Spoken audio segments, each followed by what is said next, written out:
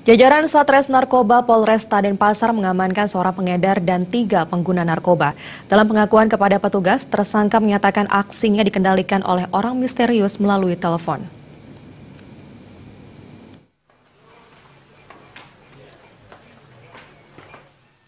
DF 28 tahun, seorang tukang las di kawasan Padang Sambian Denpasar memberikan pengakuan yang cukup mengejutkan petugas Sat Narkoba Polresta Denpasar. Tersangka mengaku dihubungi orang tidak dikenal dan ditawarkan untuk ikut mengedarkan narkoba. Setiap kali mengirim, tersangka akan memperoleh informasi alamat mengambil dan meletakkan paket narkoba jenis sabu serta Inex.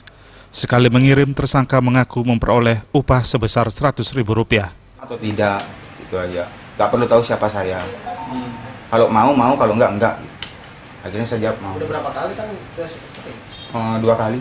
Pakai juga? Siapa? Oh iya. Nah, sabunya itu kan sisa dari saya pakai.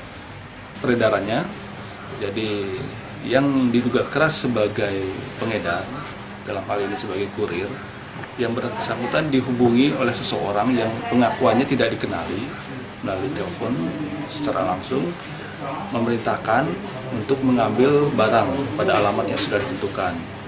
Selanjutnya setelah diambilkan barang tersebut, yang bersangkutan diperintahkan untuk memindahkan posisi barang tersebut pada tempat tertentu juga. Itu yang modus yang mereka lakukan.